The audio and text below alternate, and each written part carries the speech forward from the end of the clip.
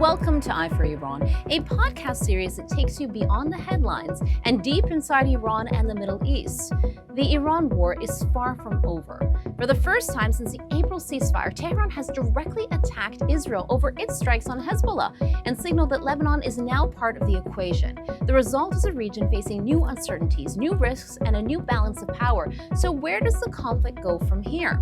Former U.S. Special Representative to Iran, Elliott Abrams, joins us to discuss what Washington has learned, whether Donald Trump's strategy is working, and why he believes the Islamic Republic itself remains the central challenge. Those were the moments when the regime, after it was decapitated, began to come apart. Then, veteran Middle East negotiator Aaron David Miller examines the shifting dynamics between Trump, Netanyahu, and Tehran and explains why the Middle East's future may increasingly be shaped by the non-Arab powers. One is a member of NATO, one is America's closest ally, and the other, Iran, is going to remain part of the conversation for decades to come. And finally, we hear the Arab perspective. While much of the focus remains on Washington, Tehran, and Jerusalem, countries across the Persian Gulf are still living with the consequences of this conflict.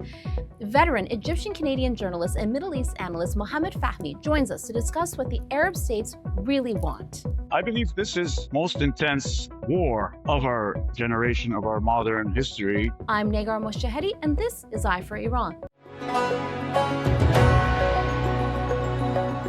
Elliott Abrams joins us now. Thank you so much for being here, Elliott. My pleasure. Likewise, Elliott, you are a leading voice in Washington on Iran. You were once the Iran special representative as well as Venezuela during the first Trump administration. So, Elliott, after everything we've witnessed since January, the January uprisings, the massacre, the war, the blockade, and now a supposed ceasefire where there's still military strikes happening, what has Washington actually learned? Oh boy, what has Washington learned? I think we've learned that the policy making was sloppy. Right now, the old-fashioned interagency process is not working. So you have to ask yourself, for example, did the president not fully realize that Iran might try to close the Strait of Hormuz, for example?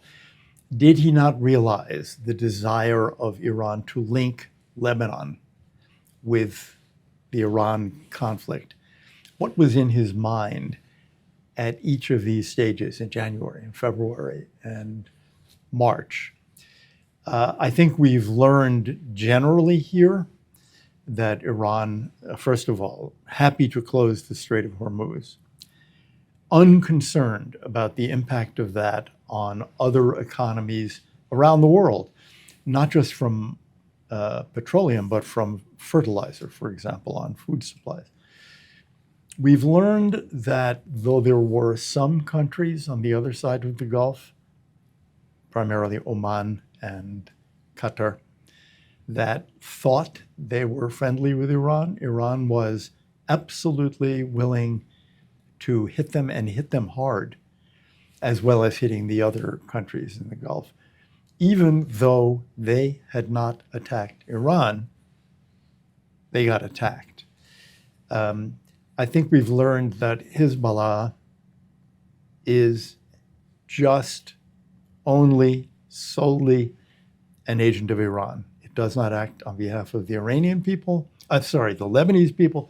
It acts on behalf of the regime in Iran. So we've seen these things develop. I don't think any of them is a huge shock, or shouldn't be. But there are a lot of people, I think, who didn't recognize them in January and now see them. And why is that? It seems pretty obvious. Yeah. Other than striking at the Persian Gulf countries, especially the ones that they were allied with, or even the UAE, which they use for sanctions evasions, that could potentially be surprising. Yeah. But when it comes to some of the more obvious things, they have been threatening many times to close the Strait of Hormuz. I think partly there's an old view of Iran, which we generally associate with the Obama and Biden administrations. That's basically defensive on the part of the United States. That is, the United States is to make up for sins it committed in the past. I mean, Mossadegh, Shah, by being nice to Iran, and then they will respond in kind. So that, in a sense, there is no fundamental understanding of the nature of the regime. How that can happen after January is amazing to me. But, I mean, now in the Trump administration, you see President Trump saying, well, I talked to the people in Iran, and they're very reasonable, and they're more reasonable now, and we're getting close to a deal, and a deal will be here in 2 or 3 days. Apparently 37 times, according to CNN, since March, has he said we've been close to a deal. I can believe that because, you know, the president, I mean, really, he should stop saying it because it has been wrong and wrong and wrong and wrong. I don't think he takes the full measure of the group that's in there. After all, with the exception of the late Ayatollah Ali Khamenei, who was supreme leader in January. Senior. It's the same people who murdered thousands and thousands of unarmed citizens in January. That's who they are. There's still, I think, in Washington, for Democrats and Republicans, an awful lot of people who don't fully get the criminal nature of this regime. That's interesting. So after everything that you've concluded just now, is it not safe to say that it is indeed the Islamic Republic that is the problem here? Yes, and here I think the Israelis and the Emiratis are the two countries, the two governments that understand this fully. It's not this action. It's not that thing they did yesterday. It's the nature of the regime. And what is the solution to this? It's not another Obama nuclear deal. It's not an agreement on X or Y. The only real end of this is the end of the regime, which is to say, let the Iranian people govern themselves. That's how you solve these problems. Yes, we have to confront them. We have to ameliorate the problems now, but we can't solve them because they come from the nature of this regime. I mean, Kissinger said it decades ago, that the regime had to decide, is this a nation or a cause? Well, they've decided that and decided it and decided it. And now under a new supreme leader, they've decided it again. We're not interested in improving the people's situation in Iran, certainly, or of the people in neighboring states. It's a revolutionary cause, and it remains the cause, not the country. Did Trump actually believe, and maybe this stems from that, did Trump actually believe that a Venezuela-style operation could work on Iran? And given your background in Venezuela, tell us why that wouldn't work. First, it won't work because there was no individual like Delcy Rodriguez in Venezuela who, though part of a criminal regime, was willing to say, okay, get rid of the previous leader. I'm willing to do whatever you want economically. She has made no political change. But on the economy, on oil, she's been willing to say, tell me what you want. But the second reason it won't work is that Venezuela has, until really quite recently, been a democracy, certainly until 20 years ago. And there are many aspects of it that remain, in the sense that, for example, in 2024, they had an election. She tried to steal it, but people went out to vote. And Maduro lost that election. She knows that. Everyone knows that. So they're a lot closer to democracy than Iran. It's really not comparable. I'd say one other thing, which is, what does the regime in Venezuela want? What did it want under Maduro? To rule the country, period. It didn't want to rule Colombia.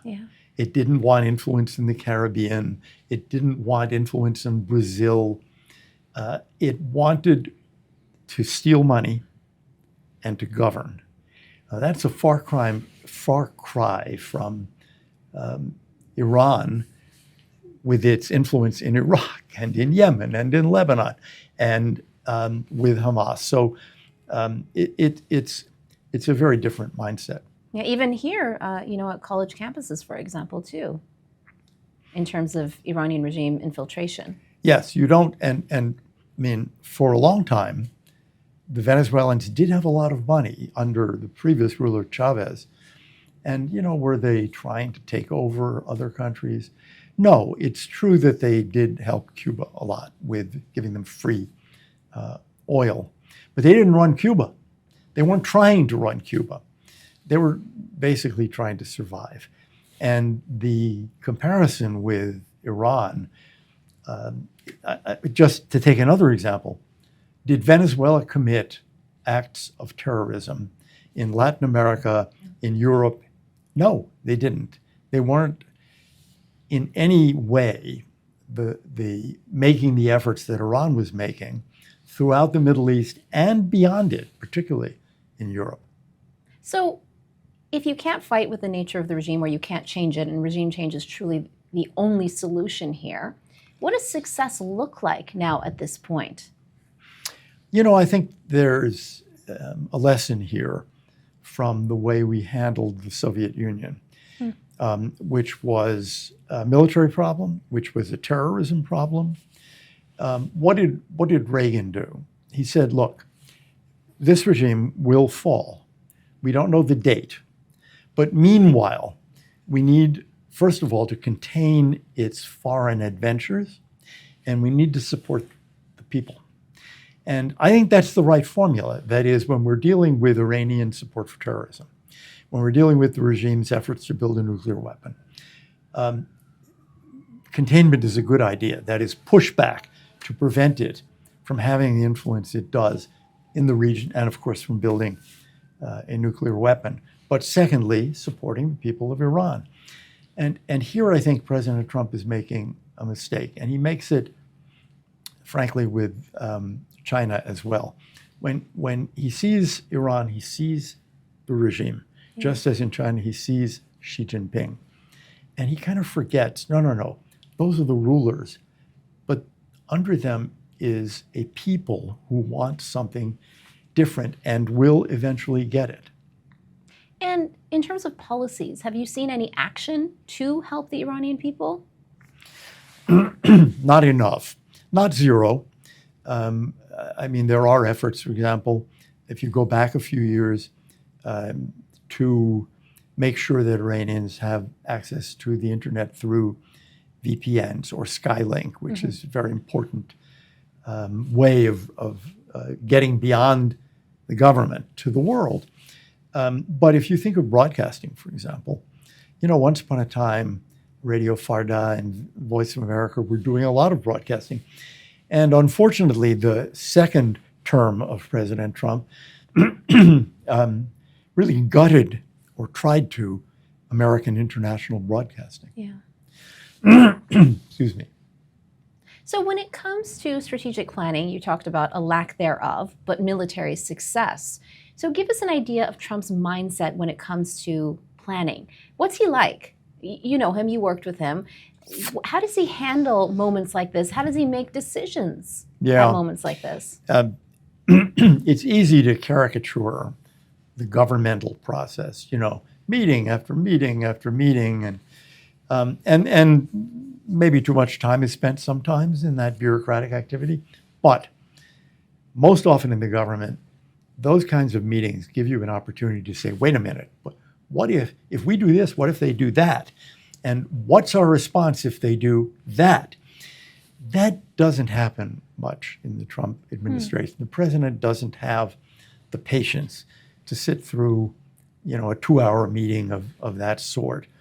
And he has a kind of disorganized process where, think of the Middle East now.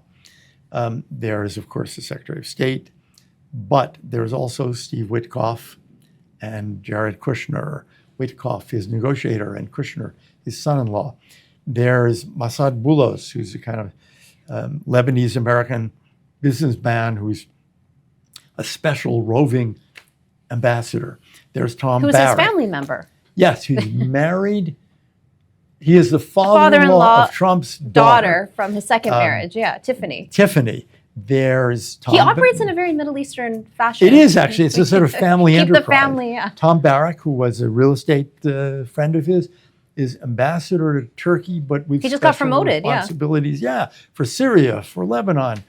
And then there are some ambassadors we have. And then there's the U.S. military. And you never quite know who's in which meeting. Then there's Mar-a-Lago. Who did the president meet there last night at dinner and talk to about Lebanon or Syria or Iran? There is no process, really. And sometimes, look, there's a good side. Yeah. No previous president was willing to say, I'm not going to take this and go ahead, first of all, to kill Qasem Soleimani. Yeah. Secondly, on June 2025, to say they're not going to have a nuclear weapon and we're going to hit those nuclear sites. And then in 2026, to be willing to hit it's courage to be willing to hit Iran again. The problem is that it's not, in my view, it's not part of a more well thought out policy. So where we end up today is wondering, well, now what's the president going to do? What's he going to do about the Strait of Hormuz? What's he going to do in reaction to Iran's continuing strikes across the Gulf and at Israel? Yeah, and speaking of Israel, I mean, Lebanon, through Hezbollah, has always been part of the equation. They've always been part of the conflict as Iran's proxy. But I guess the difference now is that any strikes that Israel takes at Hezbollah, in response to Hezbollah attacking Israel, of course, would now result in Iran striking Israel directly, which they haven't done before in that context, which is now part of the equation. So would you consider Iran to be bold in this case? Are they desperate because maybe they're losing influence? I would say desperate is closer.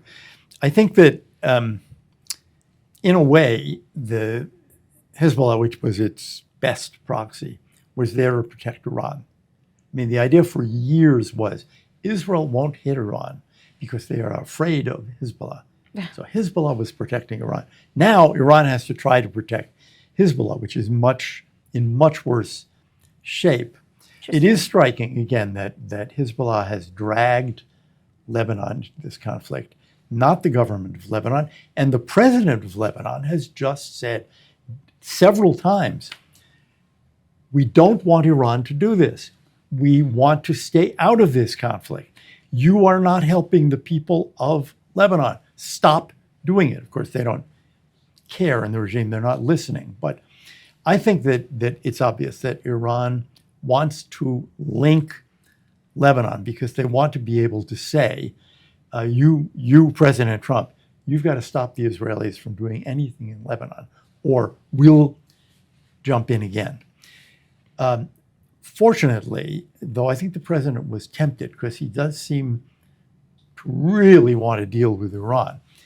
He was tempted. Why? Why does he really? What can he achieve? Why does he want to deal? Yeah, what could he achieve that would be different than what was already achieved? I think he wants he wants the conflict to stop, and B, he wants the Strait of Hormuz open. But the Israelis are, I think, rightly resisting. I think he told Netanyahu, don't strike back against Iran. And Netanyahu said, no, this is the Middle East. When you're hit, you have to hit back. So now we're talking about, well, okay, that's settled. What about Lebanon? And I think the president has also realized whenever Hezbollah hits Israel, the Israelis are going to hit back. And that's right. That's what they should do. I think the problem for the president is he wants to get out of this. And he needs, for that to happen, he needs the Strait of Hormuz to be open. So that gives a lot of leverage to the regime in Tehran. He wants to be able to say there is no nuclear weapons program. So it's not going to be easy for him because there are limits. If he does a deal in which Iran says, we're not going to build a nuclear weapon. Maybe we get a new fatwa. The imaginary fatwa reappears. And they're not going to enrich uranium for X years, 10, 15, 10 years, 5. maybe even. This is the Obama deal. And he spent, that is, Donald Trump spent 10 years denouncing that deal, rightly, as a bad deal. So he's actually, I think, caught. I would wish that he would say to the regime, I'm not buying any deal with you. We're going to open the strait. We're going to keep the blockade on you forever unless the strait is open. And if we see you trying to rebuild the nuclear program or the missile program, you're going to get hit again and again and again. But he doesn't seem to want to do that. Maybe he's thinking of November, of the US congressional election. He seems to want things to cool down now, at least for 6 months. Yeah, it's interesting you say that because now the region is trying to diversify as a result of what Iran did. So over time, Iran will be losing that leverage anyways. And Iran only has the Strait of Hormuz. Absolutely. This is a wasting asset. You're going to see, in my opinion, you're going to see an additional pipeline built by the Emiratis through Fujairah around the strait. You're going to see probably another Saudi pipeline to carry more. And if you think of it coming from Dhahran in Saudi Arabia, it can also carry, with a little bit of extension, Kuwaiti and Iraqi oil. You're going to see the Iraqis rebuilding a pipeline so they can go through Syria to the Mediterranean. So the importance of the Strait of Hormuz today is going to look quite different not in 50 years, in just 3, 4, 5 years. To conclude, when historians look back at this period of time, what do you think they'll remember most? I think they will remember, first, Iran broke the rules and attacked Israel directly, and then it got hit by Israel and by the United States. I think people will remember that Iran attacked all, without exception, the Gulf Arab states on the other side of the Gulf. I think people will remember the American and Israeli destruction of the nuclear program. And the question I have is the sort of now what question. Will they look back on this in, say, 5 years and say, those were the moments when the regime, after it was decapitated, began to come apart? It's not happened yet, but it's early yet. It's a few months. And I think if the regime falls in a few years, we'll all look back on early 2026 and say that's when it started. This was the moment. Well, thank you so much. It was an honor to have you on. My pleasure. Joining us now is Aaron David Miller. He is a senior fellow at the Carnegie Endowment for International Peace and a veteran Middle Eastern negotiator who spent decades helping to shape U.S. policy and diplomacy in the region. It's really an honor to have you on. Thank you so much for being here, Aaron. Great to be here, Nagar. Wonderful. So, Aaron, Axios recently quoted a U.S. official saying, quote, Bibi needs the war to continue to stay politically alive in Israel. And Trump needs the war to end to stay politically alive in the United States. What do you make of that comment? I think it reflects where both sides are in a sort of generalized way. I'm not sure there's a key critical decision maker left out of those quotes, and that is Iran. And it seems to me in some respects, Iran may well be the determiner of whether the Netanyahu narrative prevails or the Trump narrative. I don't think there's any doubt that who has leverage and who doesn't in the Netanyahu-Trump relationship. I mean, Benjamin Netanyahu, the most important data point in his life this year will be elections. And Trump cannot elect him. But if Trump doesn't campaign for him aggressively, or if the relationship craters, or if Netanyahu crosses him, or if Trump perceives Netanyahu not to be playing along the lines that he wants, Netanyahu's vulnerabilities will increase exponentially. So yes, it serves the prime minister's interest to see the war continue, in large part because there's no deal I could imagine that would be good for Netanyahu. There may be deals that I could imagine that might be good for Israel, but not for Benjamin Netanyahu, not the expectations he set for the war, not his war aims, because so much of Netanyahu's mission in life was to free Israel from the shadow of an Iranian bomb.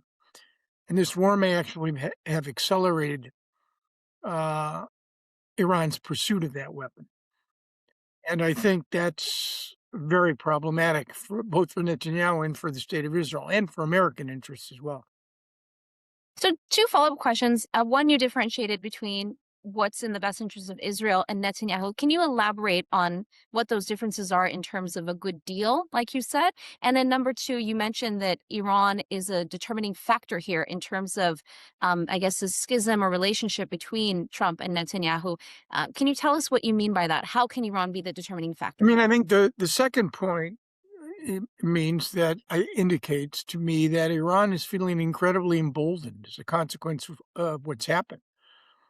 They do not understand how the ceasefire that Trump imposed April 7 or 8 is playing to their advantage.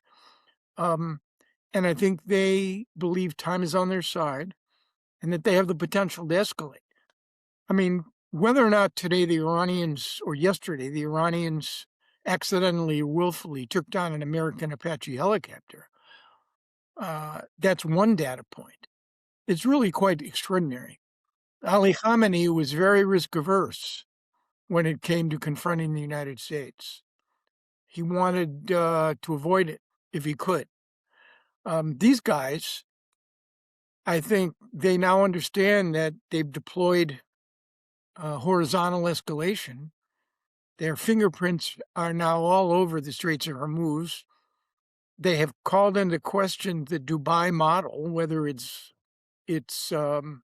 viable, because it depends on security and stability, which is no longer guaranteed in the Gulf. So I think the Iranians are feeling that they're winning, and as a consequence, they may end up overplaying their hand, but they will be the determiners, it seems to me. I mean, after all, Iran attacked Israel for something the Israelis had become de rigueur since October 7, in and out of various ceasefires with Hezbollah, and that is operating in the Dahya.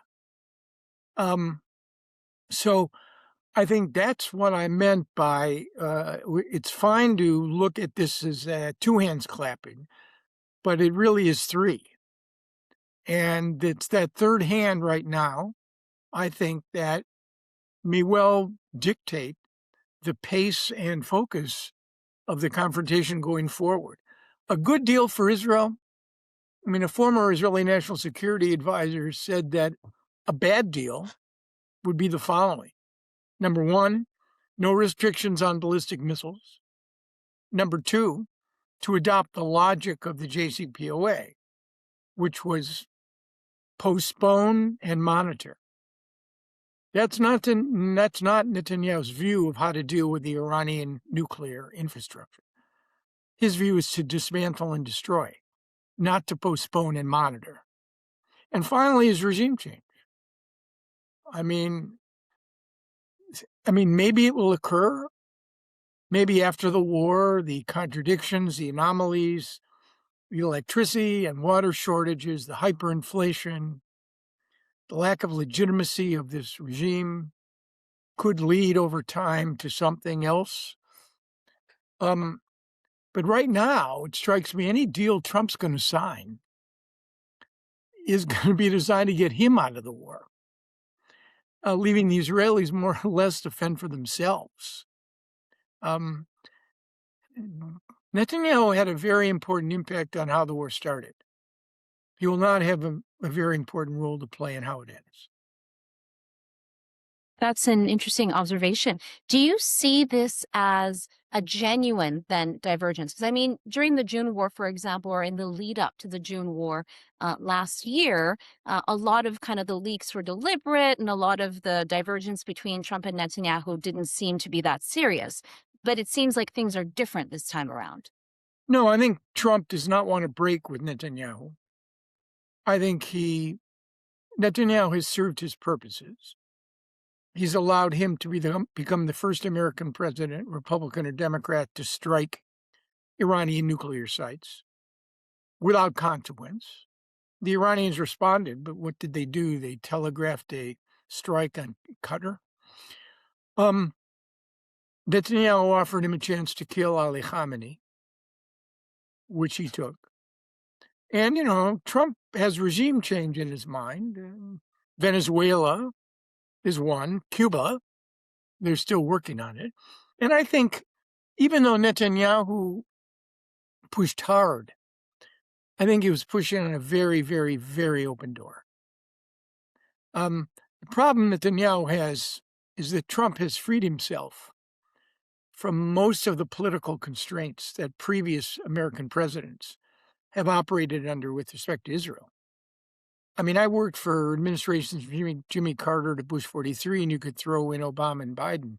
No American president has ever talked about an Israeli prime minister the way Trump has talked about Netanyahu, or allowed his profanity-laced private conversations to be leaked.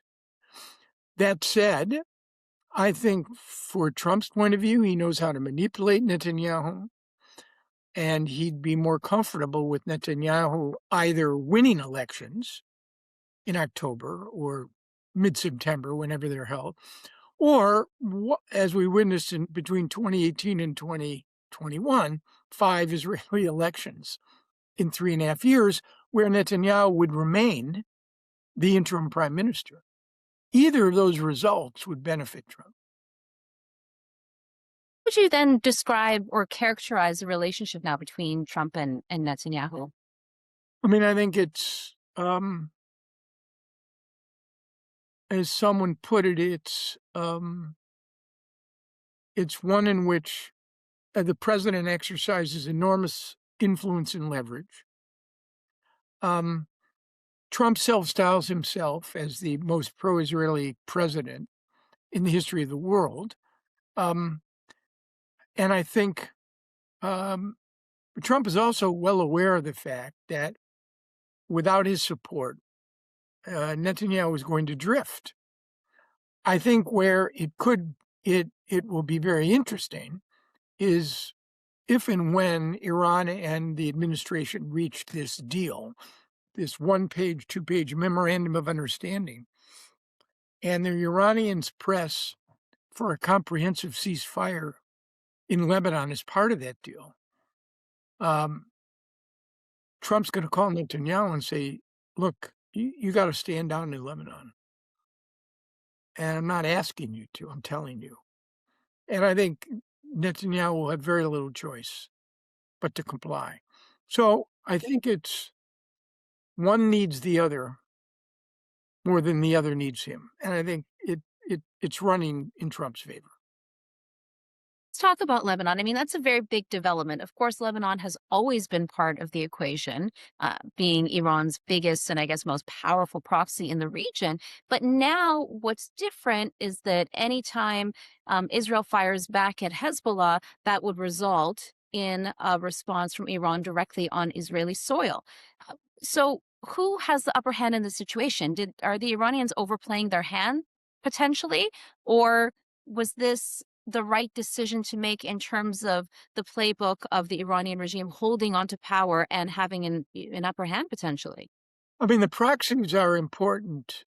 Lebanon in particular, Hezbollah in particular, it's Iran's billion-dollar proxy. Some argue that with Hezbollah's hollowing out, that the ring of fire has essentially burned out. I mean, I think that's probably true in terms of Hamas. Hamas does not present a critical military threat to Israel. Pro-Iraqi militias, Houthis, Hezbollah is the main event. I think it's still important for Iran to maintain this relationship. I think they are using Lebanon now to try to push Trump, to push Netanyahu, and to establish a new equation, which is, well, it's not their equation, it's Hezbollah's. And by the way, the IRGC is now actually in Beirut in a way they had never been before. In the wake of Hassan Nasrallah's death, IRGC influence is much greater. Really?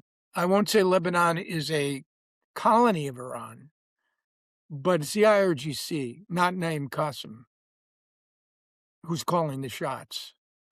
And I think the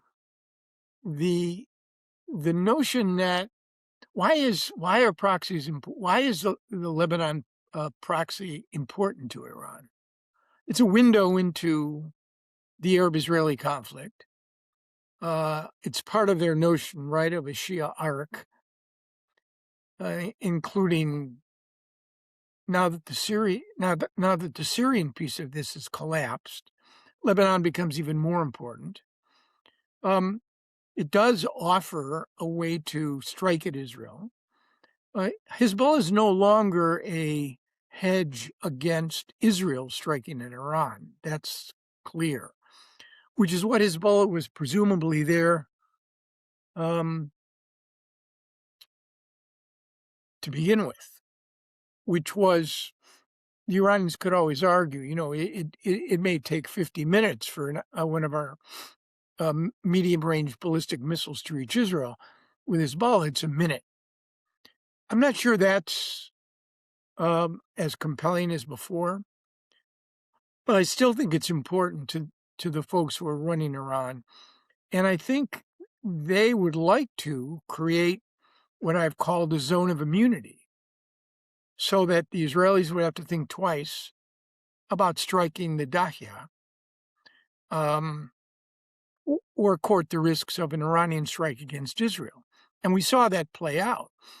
Hezbollah, though, has a new sort of equation, which is you strike the Dahiya, we'll strike Tel Aviv. You strike southern Lebanon, we'll strike northern Israel. Now, we haven't seen that play out since the last 48 hours.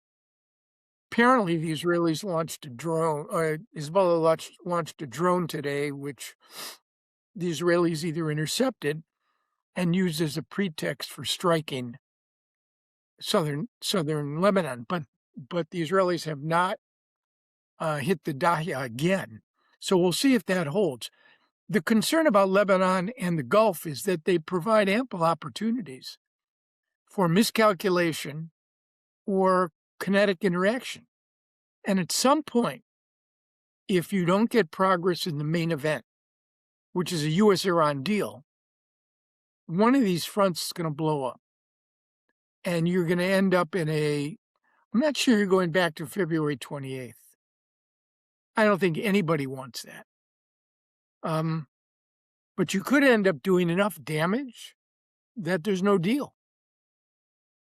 Will it? Will that end up happening, or do you actually see? It's hard to imagine a month from now, 2 months from now. Yeah. This structure remaining in place without, I call it a narrow deal. It's you open the straits, we reduce the naval blockade, we set up some, basic parameters within which we agree to, quote unquote, negotiate. The trickiest part of this is the money. And Trump cannot pay Iran for opening the straits that were closed the day before the war. I mean, visions of the 2016 hostage deal with Obama turning over pallets of cash. Trump can't afford to have that picture. Anyway, the frozen assets wouldn't be turned over in pallets of cash. There'll be transactions through commercial banks. You could there's one report that the Qataris are prepared to loan the Iranians billions and have the frozen assets repay the loans to avoid the notion that it's the U.S. that is basically paying to reopen the straits. But that's so transparent. Trump's problem is that he launched a war of choice with a complete overestimation of his capacity and a complete underestimation of Iran's capacity. And now he's in a box. And there is not an easy win to spin. I interviewed Danny Citronelli Citronovich, yes. today, who's, I think, the best analyst on the planet. And I asked him flat out, you say that epic fury is an epic disaster. Is there any way to change that narrative? He thinks it's going to be almost impossible. He cannot identify a single gain by the United States that would justify, let alone be seen as a positive consequence of the war. And there are only two potentials. One is the disposition of the Straits, which the Iranians have demonstrated can be closed any time for any reason, even if it's only 3 days, 4 days, a week. And number two, maybe they'd agree to some cessation of enrichment, but they're not going to dismantle their nuclear infrastructure. And once scientific knowledge and capacity combine, how do you prevent Iran from acquiring Iraq? There's only one way, and that is you need a new regime that doesn't want nuclear weapons.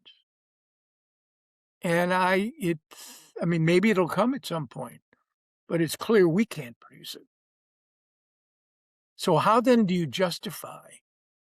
You can talk all day long about degradation of ballistic missiles, drone capacity, decapitation of the leadership, but I don't see how any of that justifies the billions of dollars expended and the fact that the Iranians have now weaponized geography. And as you know, Nagar, in the Middle East, geography is destiny. So what happens next? I mean, you just mentioned that Danny couldn't think of, kind of a way out here. What advice would you give to the president right now? No, I mean, this is a disaster. I was around for Bush 41, which was a war waged well with purpose, with a coalition, with a political strategy after war was over. I was around for Bush 43, at least, for several months of it, which was a war that led to the two longest wars in American history, where the standard for victory was never could we win, but when would we leave? And what would we leave behind? The last war that was kind to an American president and left the United States stronger at home with more influence abroad was World War II.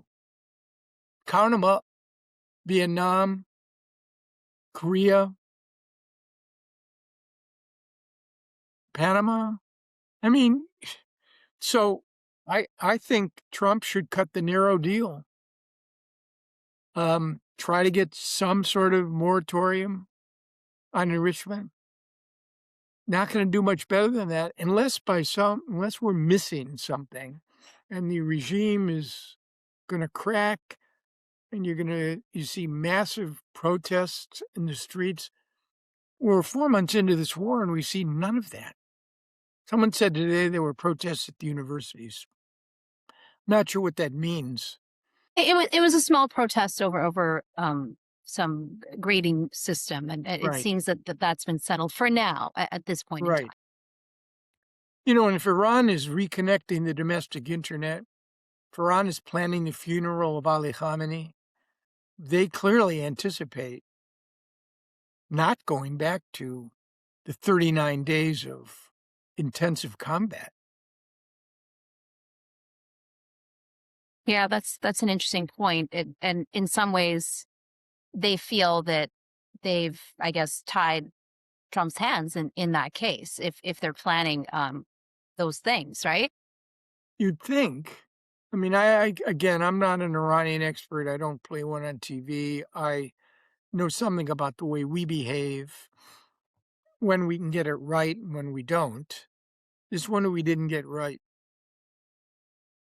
And why is that, in your view? It's many reasons. It's because you have a president who's interested in glory, power, and money. whatever the intelligence assessments were, his advisors, and if you believe the New York Times report, no one, with the possible exception of Pete Hegseth, thought this was a good idea.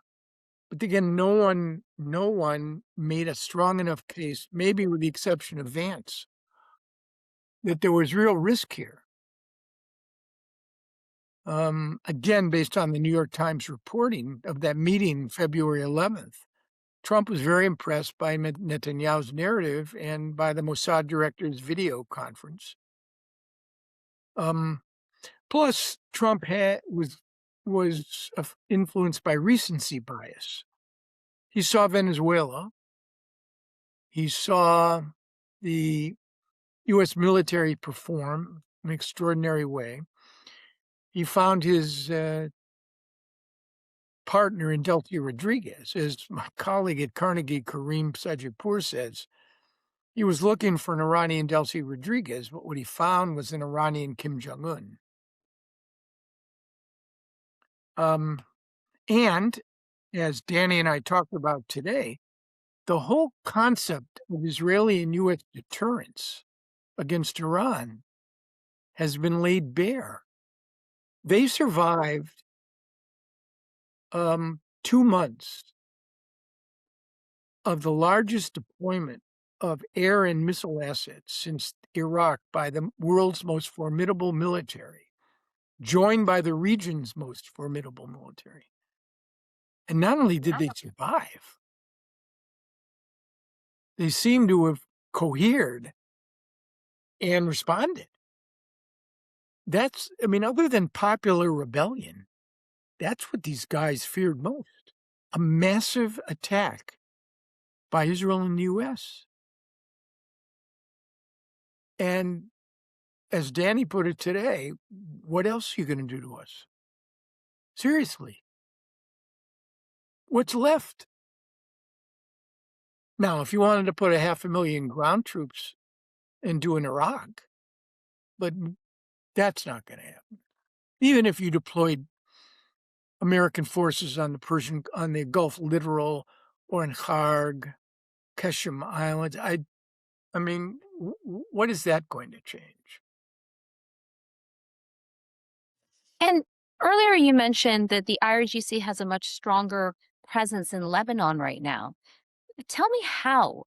After the decapitation of Hezbollah's command and control structure, after the elimination of Hassan Nasrallah, and even not having Syria, where a lot of arms were going through, just how strong is their presence there, and how are they able to conduct it? I think it's a command structure. You have the Iranian ambassador, who the Lebanese have expelled.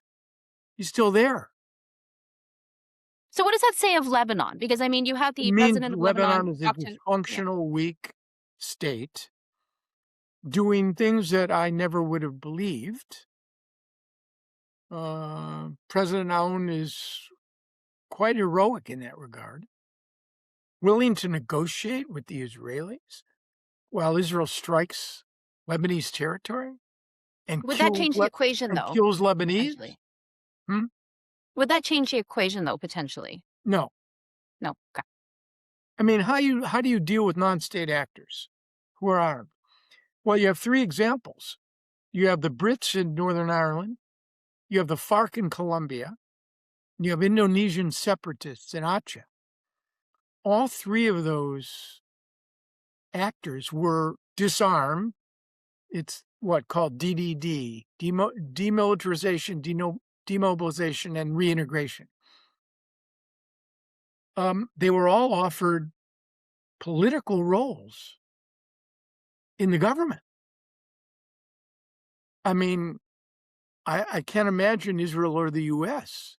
Well, of course, if Hezbollah disarmed and became a political party, truly, but that's how you end up disarming an organization like that. Of course, Hezbollah is sort of unique, given its Iranian patron. Aaron, you've spent a career working on Middle East diplomacy. You've worked on some pretty serious negotiations in the region. I wanted to ask you, what's the uncomfortable reality about this conflict that maybe neither side wants to admit? There's no leadership, number one. There's no leadership. Look, anytime anything good happened in this region, it was because you had leaders who were masters of their politics, not prisoners of their ideologies. Whether it was Begin and Sadat, or Hussein and Rabin, or Mandela and de Klerk, where are the leaders in the region? That's number one. Number two, the best you can hope for with this Iranian regime is a transactional arrangement. Their legitimacy is driven and anchored by hostility toward the West and to Israel. You can't do anything more than transact with such a regime. You can't transform it. You can't have peace between Israel and Iran, or peace between the U.S. and Iran. I just think we need to be very sober. Middle East is a place more often than not that U.S. ideas on peacemaking and war-making go to die. It's littered with the remains of great powers who believe they could wrongly impose their will on smaller ones. And we seem to not understand that. And where does this leave the people of Iran in the process? I mean, Help was supposed to be on the way. Yeah, right. If you ask me who are the three most powerful keepers in the region, they're the three non-Arabs: Israel, Turkey, and Iran. The Arab world is melting down. You have 5 Arab states in varying levels of dysfunction: Lebanon, Syria's a work in progress, Iraq, Libya, Yemen. The 3 states that dominated Middle Eastern politics for decades, Egypt, Iraq, and Syria, are all offline. And the Gulf now is facing a very grim future. That leaves these 3. They have tremendous economic potential, all of them. They have very competent militaries and intelligence organizations. One is a member of NATO. One is America's closest ally. And the other, Iran, is going to remain part of the conversation for decades to come. And they can project their power beyond their borders in ways that most Arab states cannot. I'd keep my eye on the 3 non-Arabs. And just to conclude, Aaron, if you look back at this moment a few years from now, what are you going to remember most about the Iran war and the fallout? Why it was necessary. I mean, I could explain why it started. It's hard to imagine. Well, we have our own peculiar dysfunction with the Trump administration. You're watching an aggrandizement in presidential power unprecedented in the history of the United States. You're watching a degree of corruption and self-dealing unprecedented in the history of the United States. And it's going to take a generation for America to recover from this. Any final thoughts, Aaron, before we wrap up? No, I think I'm sure tomorrow, next week, there'll be something new. Well, thank you so much. It was an honor to have you on. Really enjoyed our conversation. I enjoyed it. It's a very good conversation.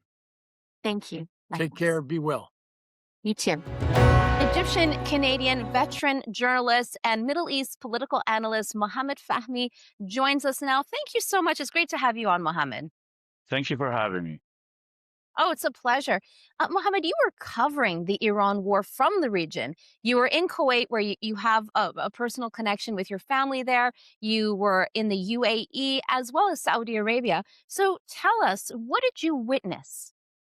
Well, I was there from the outset of the war, and I traveled to Kuwait through a land route from Saudi Arabia because the airport was closed. And my family lives there. So they have been sending me messages while I was in Egypt. So it was a drive from Saudi, 4 hours into Kuwait. And the reason why is that the Kuwait airport was bombed several times during the peak of the hostilities at the beginning.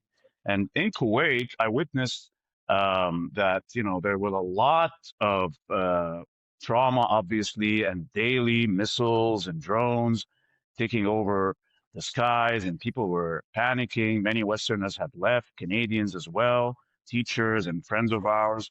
And it was unsettling to see my own family facing this trauma. And I visited some of the sites, and there were many civilian sites that were bombed. They were not just military installations. There were residential buildings, and a lot of also the debris from the intercepted missiles falls into these residential areas. There was an 11-year-old girl that died in her bed while sleeping at night. So it was very personal to cover it. And I traveled to the United Arab Emirates and through Saudi, and the general mood there is that there's a scar. There's a huge scar that has changed the psyche of people there towards how Iran is viewed. And to be honest, the average person on the street, the cab driver, the vendor, they were all asking, it can't just be Iran that is sending all these or firing all these weapons. It has to be Iraq. Well, in the reality of it all is that many of these drones were fired from Iraq as well, from Iranian-backed militias in Iraq, a country that I've covered extensively from the first day of the war in 2003. And I recall very well, one of the biggest mistakes the U.S. committed there, whether you agree with the war or you don't, is that the disbanding of 400,000 soldiers from the Iraqi army. What did these guys do? I remember vividly speaking to some of them. Many of them joined the insurgency, as we know, in ISIS, but others have also, they've come under the umbrella of Iran, and they're loyal to Iran. And they're now firing all these, some of these drones, as we've seen in the Wall Street Journal, that, news trickles later during the ceasefire that close to 1,000 drones were fired to Saudi Arabia from Iraq. Wow. That is just devastating. And to hear about an 11-year-old girl that was killed. And meanwhile, the way that this war is being framed in, the West and Western media is, the war is over, there's a ceasefire, but it's really not. And you have some personal stories there. So tell us, you mentioned that there's a new scar, a new kind of feeling towards the Islamic Republic of Iran. Give us a sense of the mindset right now for the people.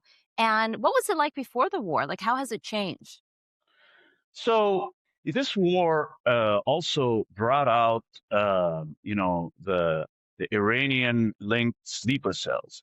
So during my traveling from Kuwait and UAE, I witnessed the arrest of many Iranian-backed cells. Iranians who were part of society, who have the nationalities of some of these countries, but they're loyal to Iran and to the Ayatollah, and they became operational. So these are 13 cells that were arrested. I was in Kuwait. I saw the hysteria. There were checkpoints in the street. The cops were checking the phones to see if anybody has any sort of link to Iran. It was it was intense. And many of the neighborhoods that had more Shiites, of course, there's a big percentage of Shia Muslims in Bahrain and Kuwait, less in the UAE. And then we saw in the United Arab Emirates the clampdown in Kuwait on Hezbollah-linked cells and Iranian-linked cells, and they're clamping down on their money and their channels of operations. And so it was. You could see that this war has changed the psyche of not just the people, but the way the security apparatus deals with the situation on the ground. And it's still ongoing because Iran continues to fire and target the Gulf countries every time the U.S. Bombs Iran, like what we've seen happen yesterday, for example. 13 sleeper cells, is that for the whole region, or was that just in Kuwait? No, that was for the whole region. We're talking about Kuwait, UAE. There was, and even in Qatar, there were 10 suspects that were arrested. But in general, the situation in the Gulf is very fragile in the sense that not all the countries speak in the same voice. So, indeed, yesterday we saw the Gulf Cooperation, the GCC, come out with a statement after their meeting that they're still hoping for diplomacy, but they need to have Iran being accountable. They need them to stop firing the missiles towards the countries as retaliation, as the Iranians call it.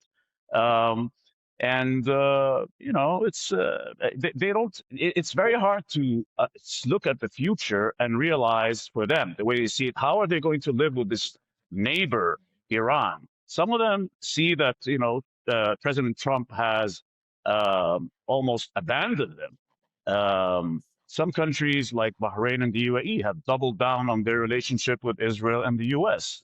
The Qataris play a different game. They've always had this sort of duplicity in their approach. So they are still trying to be the peacemakers, the Switzerland of the Gulf, and they are trying with the Omanis to solve the issue of the Strait of Hormuz. But the reality is that the Iranians continue to use the Strait of Hormuz as sort of modern day, piracy, a problem that didn't exist before the war, as you know. And sadly, last night, Kuwait and Jordan and Bahrain were targeted again. My family just sent me a statement from the government declaring there are over 20 cruise missiles, ballistic missiles, and drones were fired at Kuwait just yesterday. Wow. So it's very intense. And I called it a cowardly attack when Iran bombed the Kuwait airport a few days ago. Why? You saw what happened, right? Of course, the footage was very, directly right into the airport, and somebody died there too. Yeah, somebody was killed, rather.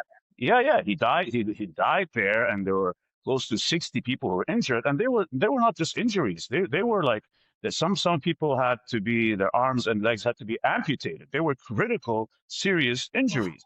But why do I still say it's cowardly? Not just because they fired at a civilian site, because they tried to deny it as well.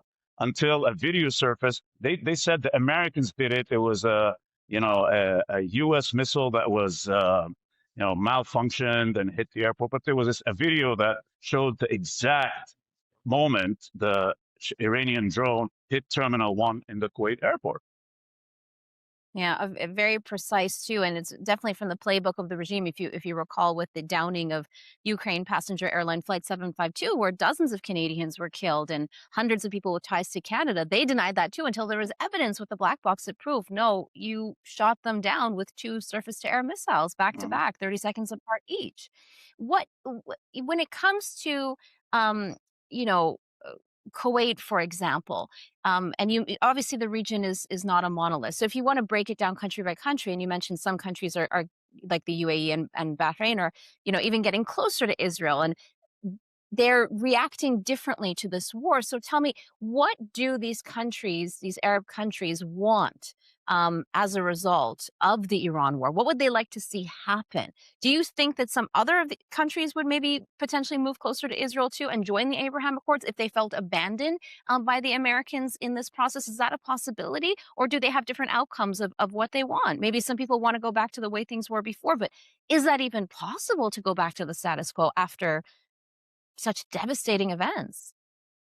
Well, this is the biggest million-dollar question that's being discussed in Arab media and among the Gulf officials and royals. And the people on the street, they say, "Are we targeted because of the American bases on our country, in our countries?" Well, I was in Kuwait. My family was in Kuwait during the first Gulf War and after the liberation.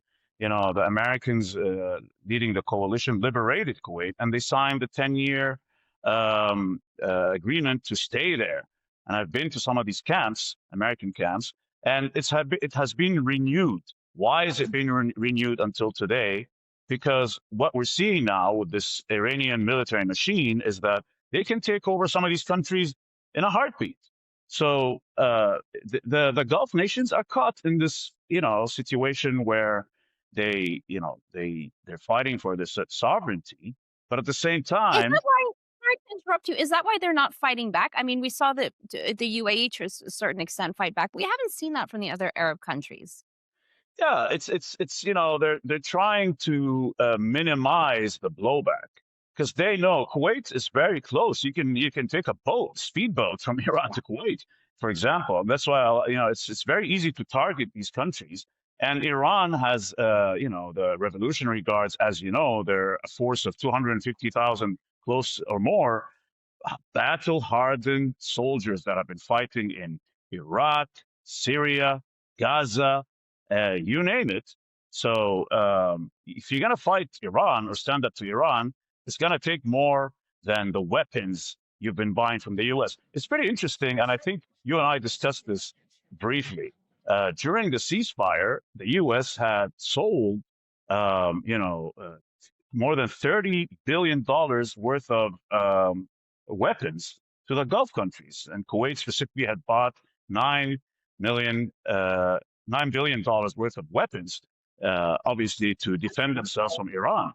So, in terms of the Abraham Accords, as the Qataris, the Omanis, and the Saudis are on one side. The Kuwaitis are somewhere in the middle. They're not really. I don't see them getting into the Abraham Accords. But the UAE and Bahrain have doubled down, as I mentioned, and they're pretty divided on that issue and that matter. So we'll see what happens because President Trump is, really, really giving up some mixed signals, as you know.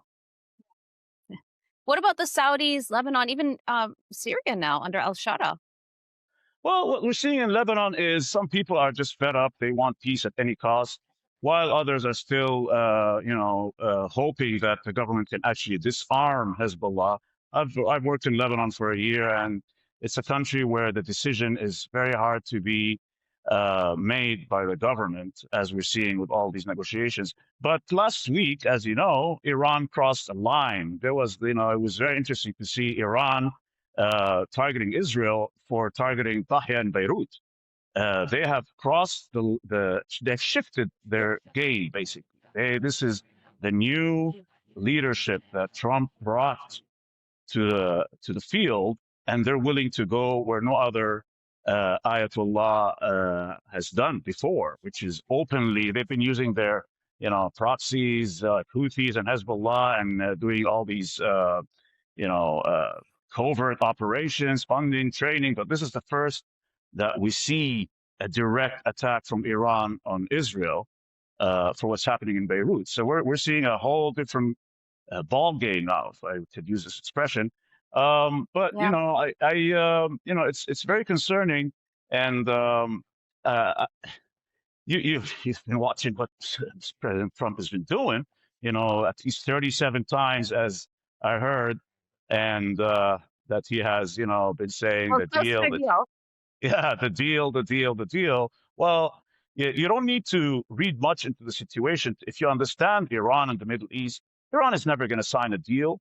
To their psyche, it's almost like a surrender to sign a deal with the U.S. where you're giving up, your nuclear capabilities, your arsenal. You're not going to, fund the proxies that makes you what you are as Iran. And they're putting Trump in this tough situation where they wanted $24 billion paid first as a test of trust, as they named it, in order to even begin to sign or consider the deal. Wow. And speaking of this deal or this MOU, Memorandum of Understanding, how do you view kind of the lead up to the latest strikes, and how does that impact the potential for this so-called deal? I saw an interview with my former colleague, Fred Pleitgen. He's in Iran at the moment. He was interviewing a security official very close to the regime. And the man was very straight up. He said, the ball is in Trump's court. And he also, stated very clearly that their number one request before anything is to pay this huge amount of money of frozen Iranian assets to even begin to discuss. And yesterday, Iran rejected the Atomic Energy's, request that they would like to know more information about their uranium and their nuclear capabilities, and they would like to send, inspectors in Iran. They rejected it. So they're not. They're just stalling. I think Iran is stalling. They're not going to go for a deal. I think they're stalling for the midterm elections. They're stalling, hoping there's some sort of different approach in how they deal with everything. And they're putting the biggest, situation or condition is they want Israel to stop hostilities with Hezbollah.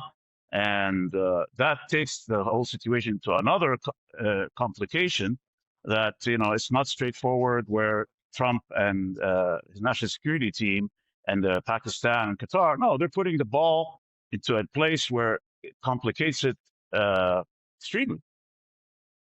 So much so that something they may not be able to come to terms with anything, really. So that leads me to my next question, Mohammed. Is this the new normal then for the region? I mean, or is someone going to give way at some point? Well, it's a very important question. The new normal, I would say, is that this sort of intervals of waves of attacks and retaliation, I believe, is going to continue for some time until there's some sort of a resolution that appeases both the Gulf nations, Iran, the U.S., Israel, all the parties involved. And I don't know how that will be reached, but I was writing an op-ed that I'm releasing today, and it seems that the Iranians are emboldened. They consider themselves as victorious. They feel that, and that's what the man said in the interview with CNN.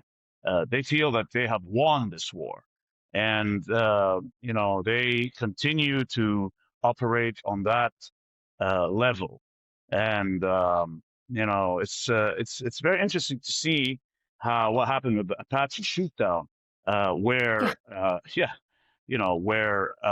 President Trump did not announce that the Apache was shot down for 18 hours, even though they had saved the two pilots 2 hours later.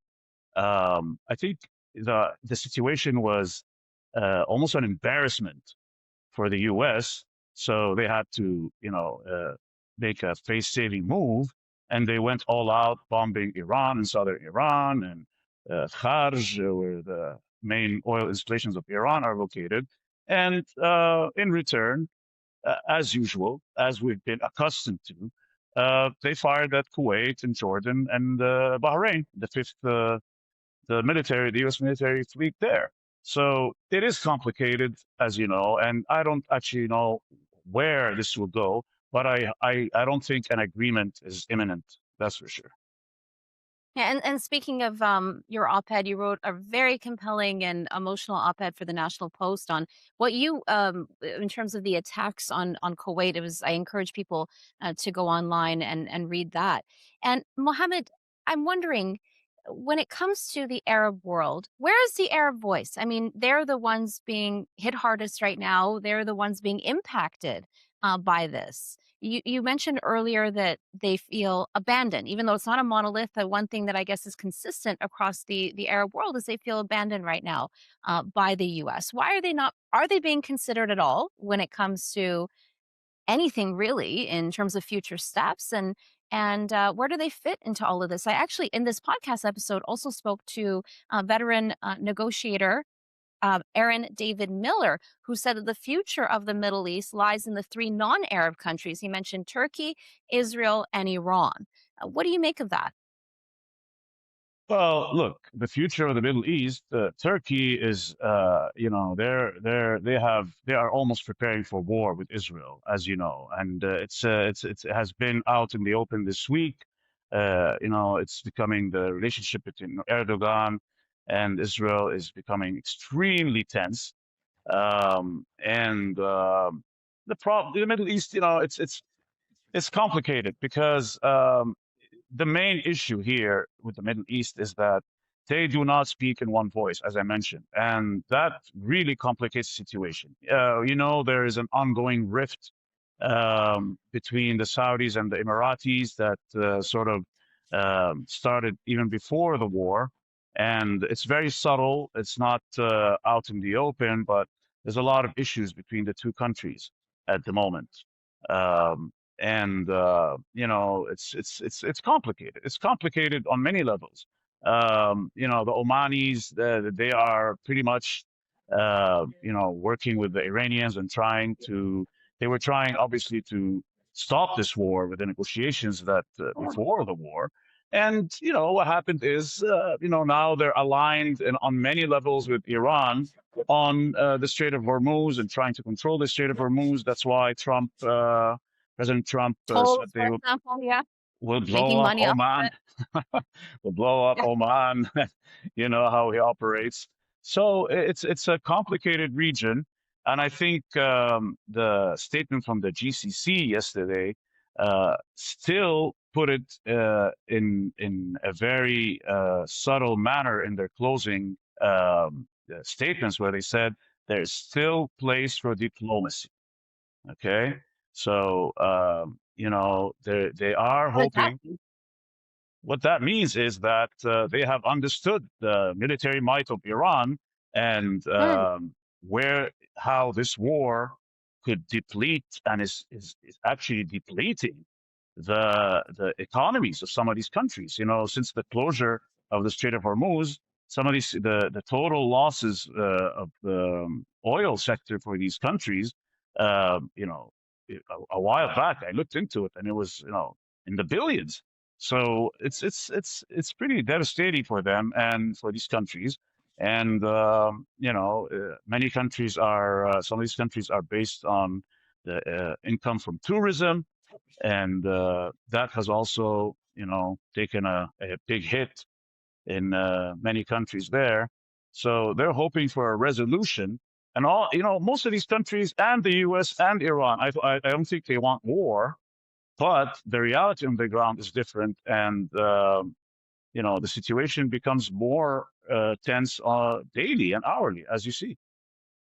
wow. So, to conclude, do you feel that in some ways has the Iranian regime won this round, or it's too early to tell? And if the U.S. administration keeps this up, the regime could collapse. What do you think? I think it's very hard to gauge, considering that we don't get a lot of transparent news what happens on the ground inside Iran. And you, as an Of course. Iranian, know how much how they clamp down on the internet and information coming from inside. But from my own experience covering quite a few conflicts and revolutions like in the Arab Spring, I I feel that if you're going to take down the Iranian regime, you're going to have to do much more than a drone war Yeah. and air bombing them from the Campaign. sky, and air campaign. All that is going to be you're going to have to do from the ground. And we saw what happened in Iraq when this happened when I was there, and I've seen how a lot of people during these revolutions we covered as journalists. The national fervor is there. There's a lot of support for a campaign. But when it comes down to the, surviving the regimes that clamp down and shoot people and protesters, as we see in Iran, they're brutal. What happened in January and how they, shoot to kill at any cost, regardless of who you are, at your age, and so on. Talk is easy, but implementing it is another story. Let's put it this way. Yeah, definitely. And like you said, you've covered a lot of wars and covered the region. Is this like unlike anything you've seen before, or what do you think? Oh, I was asked this question on the first day of the war, and in 1990, when Saddam Hussein invaded Kuwait, my family were there, and it was it was pretty intense, but and the coalition led by the U.S. to liberate Kuwait 3 months later, 7 months later, it was a big story. It was a big situation. Many countries involved. Then the Iraq 2003, I witnessed that as well. You saw what happened there. I believe this is the most intense war of our generation, of our modern history, considering the amount of countries that are being bombarded, the intricate, transcontinental relations between the countries that are fighting it, and it's pretty intense. I believe it's not getting as much coverage as it should be in many agree. countries. I believe in Canada, we could do much more in terms of covering the story, because people deserve to know more about what's happening. You can be an ocean away, but, and you may not suffer of any of that, but, the Canadian Armed Forces, for example, they have like a 200-man contingency in the Gulf. They've been targeted as well. We're talking about the effects here in Canada, for example, because of the closure of the Strait of Hormuz. It's affecting groceries, affecting prices at the pump, you name it. Yeah. You name it, exactly. So, I think there should be a more, detailed coverage of what's happening in this war. I couldn't agree with you more, Mohamed. Thank you so much, Mohamed Fahmy, Middle East analyst and journalist, for joining us today on Eye for Iran. Thank you very much. If you like this episode, you can hit the like button. You can also leave us a comment and let us know what you think. The Eye for Iran podcast series is brought to you by Iran International, your go-to destination for expert Iranian news in both Farsi and English. For more, you can head to our dedicated English website at iranintl.com/en. You can also sign up for our weekly briefing newsletter at iranintl.com/newsletter.